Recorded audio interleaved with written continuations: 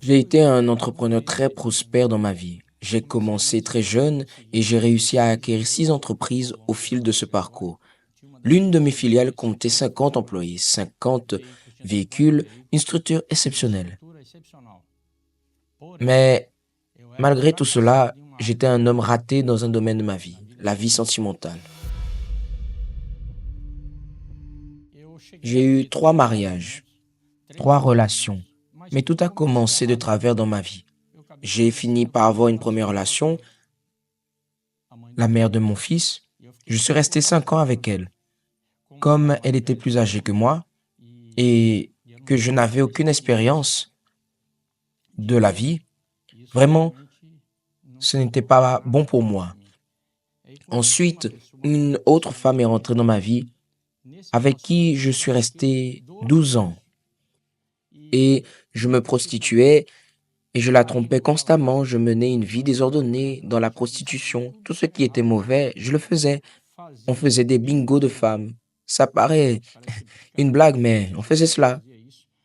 J'avais une ferme et j'y vivais avec des prostituées. Je vivais juste à la maison et les boîtes de nuit. Et je me suis séparé de cette relation de 12 ans. Puis est entrée dans ma vie une escorte. Elle était jeune, 20 ans de moins que moi. Je me suis attaché à elle de manière friande. Je lui ai payé ses études, une voiture neuve, tout ce qu'elle demandait, je donnais. On voyageait ensemble partout. Mais j'ai commencé à commettre de graves erreurs, à négliger ma vie financière.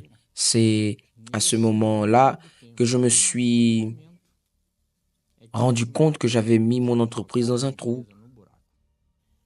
Je me suis rendu compte que tout s'effondrait.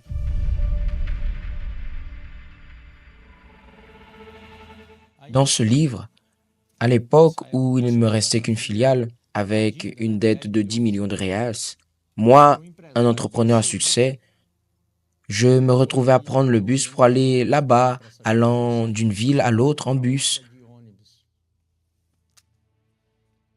Mon nom était fiché et il ne me restait qu'un appartement dans lequel j'ai mis un canapé à lit et c'est là que je dormais. Les pages de votre vie n'ont fait qu'empirer. Ont empiré et cela s'est compliqué car après, j'ai eu une maladie chronique touchant à la peau. Ma peau était couverte de lésions. Et quand j'étais sur la route, je me suis dit, non, pour moi c'est fini, je vais mettre fin à tout ça maintenant, la décision est prise. Et je suis parti, mais j'ai accéléré la camionnette, le moteur hurlait presque, et après je n'ai plus rien vu. La seule chose dont je me suis rendu compte, c'est que j'étais sur la bande d'arrêt d'urgence, assis avec la camionnette en marche et en train de pleurer. Quand j'ai terminé cette relation avec l'escorte, je suis arrivé à l'église, un peu par hasard, car j'ai été invité par un ami, une connaissance qui m'a dit, viens au congrès avec moi. Quand je suis arrivé, c'était au centre d'accueil universel et j'ai entendu la parole qui sortait de l'autel, l'homme de Dieu parlant. Et il a donné une parole. Mais cette parole, cette semence, est entrée d'une manière où j'ai compris que je devais abandonner mon vieil homme. Alors j'ai tout abandonné, abandonné d'une manière naturelle. J'ai, j'ai cherché la parole, j'ai demandé la justice de Dieu dans ma vie, j'ai travaillé sur beaucoup de choses. Et là, c'est le livre blanc. J'ai décidé de prendre une, une nouvelle direction dans ma vie. Et véritablement, quand j'ai reçu le Saint-Esprit et quand je l'ai reçu, est venue cette joie, une paix indescriptible. C'est le plus beau cadeau que je pouvais recevoir de ma vie. Je ne le méritais pas. J'ai pu remettre de l'ordre dans ma vie où j'ai nettoyé mon nom. Et pendant cette période, après toutes les pertes et avec ce nouveau départ, il manquait la pièce clé qui était la vie sentimentale. Je suis resté dans cette période pendant 12 ans seul dans l'église, m'entend quelqu'un à mes côtés pour m'aider, m'accompagner. Il est arrivé un moment dans ma vie où je devais prendre une décision. J'ai dit, je ne peux plus rester seul. Alors j'ai commencé à participer à la thérapie de l'amour. J'ai fait un vœu. Je suis venu sérieusement à la thérapie. Et en même temps, je prenais soin de mon cœur grâce à la parole reçue à la thérapie de l'amour. Et j'ai demandé à Dieu de faire justice dans ma vie. J'ai demandé avec insistance et à agir ma foi pour que Dieu prépare cette personne pour moi. J'ai commencé à faire les réunions. Je venais de Campinas pour aller au temple de Salomon. John Dias, je restais à l'hôtel dans le quartier Morumbi. Je participais aux réunions en me disant, qui sait? Qui sait si cette princesse est là, si je la trouve, elle ne va pas m'échapper. Je suis allé à la thérapie de l'amour à Rio de Janeiro. Partout où il y avait la thérapie et où je voulais aller, j'allais. Je n'avais pas honte. Je devais me mettre en avant. Mais rien, je ne trouvais pas. C'était aller et revenir. Mais il n'y avait pas de femmes dans ton église. Oui, il y avait des femmes de Dieu, mais aucune n'avait les caractéristiques que je cherchais. C'est alors que j'ai compris que la manière de résoudre cela, c'était à travers le sacrifice. Est venue la campagne d'Israël. La campagne a été très importante dans ce parcours, car quand je suis monté sur l'autel, implorant Dieu pour qu'il rende justice, pour qu'il fasse valoir ce que j'ai demandé, au moment où j'ai défié l'autel, j'avais déjà 53 ans. Et quand j'ai pris la décision d'aller à l'autel et demander la justice à Dieu dans ma vie sentimentale, et c'est là que s'est produit quelque chose d'extraordinaire. Je dis extraordinaire car un pasteur m'a appelé sur l'autel et m'a dit, viens ici. Et là, sur un écran, passait, je veux te connaître. Et j'ai vu les photos. Il m'a demandé ce que je pensais.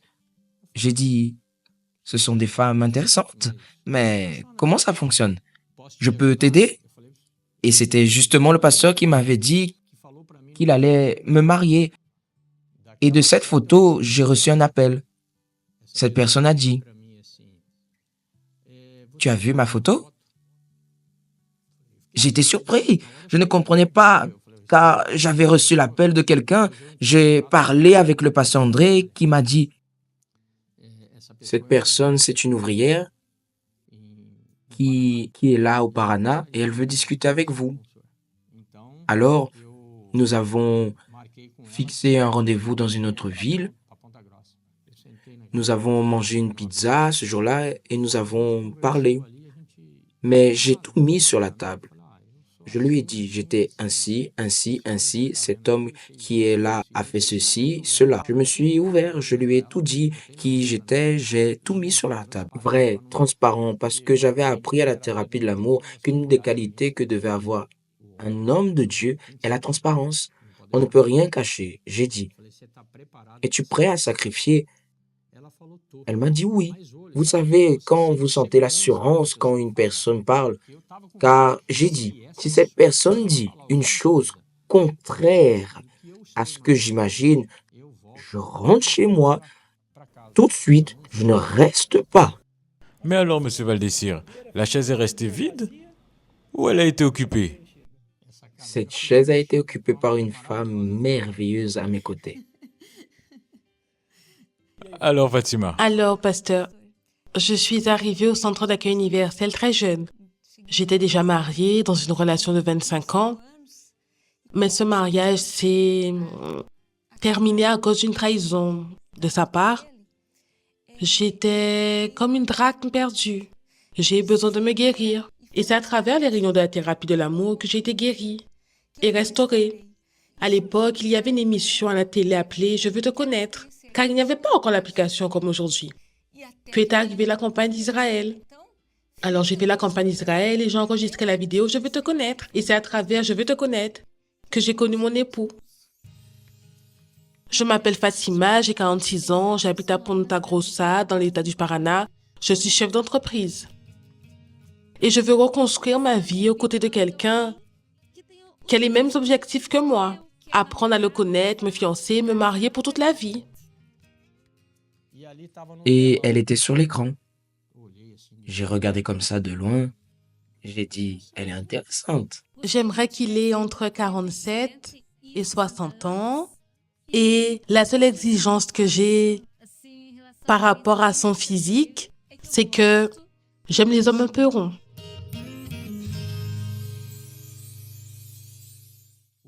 Aujourd'hui, le livre est complet. Voici quelques photos de notre mariage à la mairie. Nous avons eu le privilège de nous marier au temple de Salomon, à la célébration des mariages. Et voici ma perle précieuse, car, comme je dis, l'hôtel est parfait en tout. La thérapie de l'amour, c'est une réunion à part.